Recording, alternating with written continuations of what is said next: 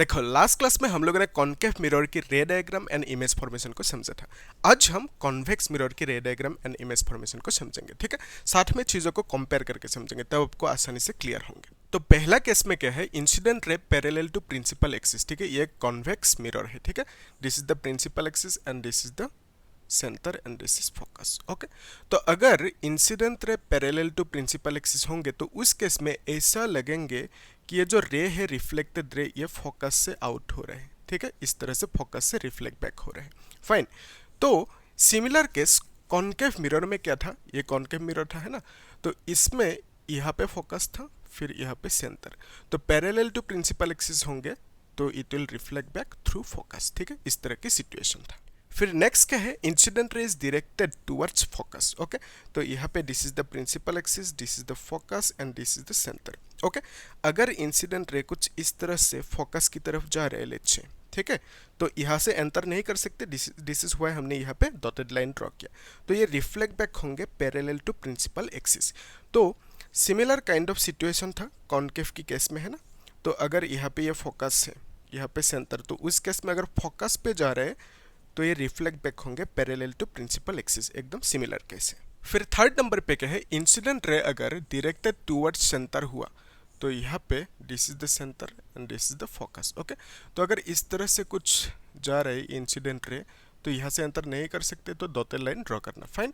तो इस केस में क्या होंगे, यहाँ पे रिफ्लेक्ट होंगे इस डायरेक्शन में, ठीक है। जिस पार्ट से आए थे उसी पार्ट में रिफ्लेक्ट बैक होंगे। तो यहाँ पे देख सकते हो reflect back along same part, fine.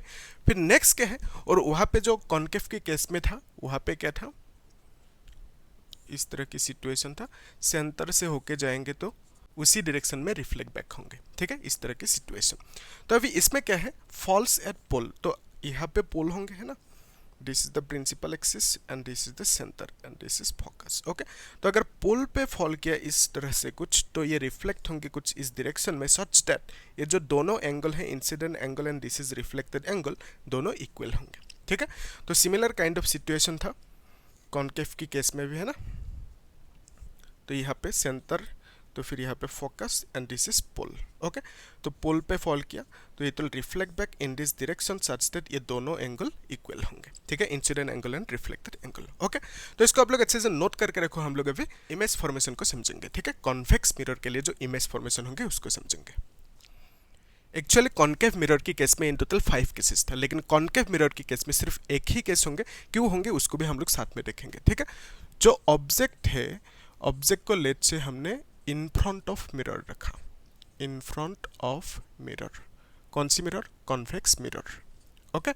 तो ये है कॉन्वेक्स मिरर, ओके। तो कॉनकेव की केस में क्या था, तो हमने पहले जो बेयॉन्ड सेंटर रखा था, है ना, फिर सेंटर पे, फिर in between C and F, फिर फोकस पे। तो इस केस में इस साइड में हम लोगों को ऑब्जेक्ट को रखना होगा, ठीक है, मिरर के सामने। तो इसमें हम लोग 2 केसेस कंसीडर करेंगे, हालांकि 1 केस ही होंगे।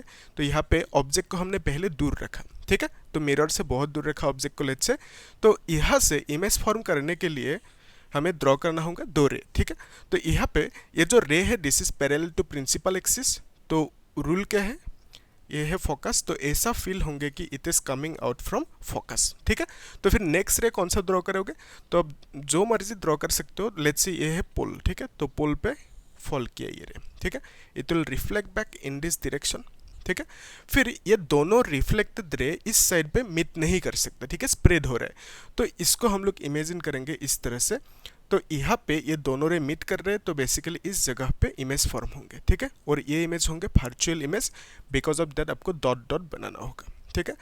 तो ये सीधा इमेज होंगे। तो इमेज के जो नेचर होंगे उसे हम लोग लिख सकते हैं, यहाँ पे लिख देते हैं इमेज के बारे में, है ना, इमेज।